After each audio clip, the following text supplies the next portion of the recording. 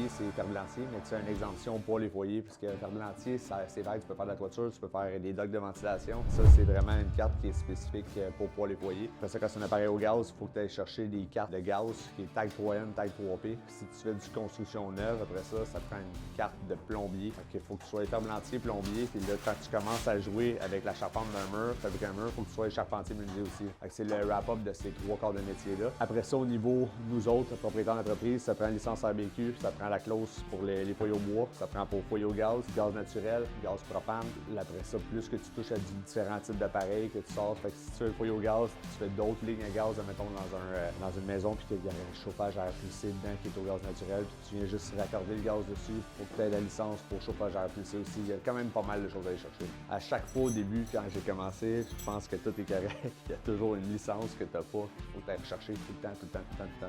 Dans le fond, nous autres, en tant qu'entrepreneurs, tu as certaines formations à faire, c'est des petits updates qui te donnent avec les nouveautés et ces choses-là pour s'assurer que tu as toujours les compétences pour maintenir ta licence. Pour ce qui est des employés en tant que tels, je trouve que peut-être qu'ils devraient pousser la note un petit peu plus parce que tu passes un examen écrit, c'est assez simple. Et après ça, il n'y a plus rien. Fait que ton apprentissage, tu le fais au sein de l'entreprise que tu es, mais à part de ça, sinon, il n'y a pas grand-chose.